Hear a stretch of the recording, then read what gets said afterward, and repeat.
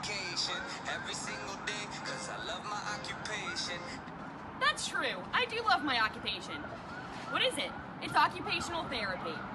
You might be wondering, what does that mean? Well, according to the American Occupational Therapy Association, occupational therapy practitioners ask, what matters to you? Not, what's the matter with you? That's right, Alyssa. We as occupational therapists believe in working with a holistic approach towards persons that we are treating, providing interventions that focus on their occupations that are meaningful to them. But what does that mean? We look at a person in a holistic approach, meaning we look at the person as a whole, their physical, their cognitive, their spiritual, and their emotional abilities. Everyone deserves an equal opportunity to participate in the occupations they want and need to. Let's go ahead and take a look at some of the types of people we work with and kind of the environments we work in. Here you see an occupational therapist working with a 2-year-old in an outpatient pediatric clinic using play therapy as a modality. Here you see an occupational therapist with an 8-year-old in a school setting working on handwriting to improve their fine motor skills.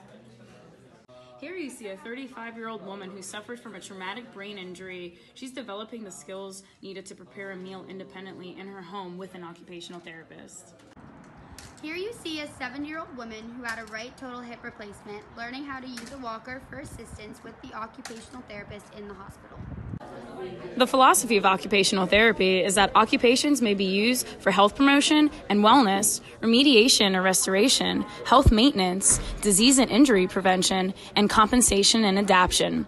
The use of occupation to promote individual, community, and population health is the core of occupational therapy practice, education, research, and advocacy. Equality is significant because all people deserve the same standard opportunities, no matter their ethnicity, disability, or beliefs. We need to respect people's choices and lifestyles even if we do not agree with them. Freedom is important because it allows a person to establish their independence and make their own choices. As an occupational therapist, this is essential to listen to a patient's goals when creating treatment plans. Justice places value on moral fundamentals of fairness, truthfulness, and equality. As an occupational therapist, it is important to have knowledge on the legal rights associated with practice. Altruism is having concern for the well-being of others. Truth is valued as an occupational therapist because you need to be accountable, authentic, and honest with clients to form meaningful relationships. Dignity is essential because as an occupational therapist, you need to be able to value your own self-worth in order to provide care to other people. Also, when treating patients, occupational therapists need to be able to recognize each person's unique qualities and how it can change treatment plans. Lastly, prudence is the ability to have rational thought and use reason to come to conclusions about situations that are presented while treating clients.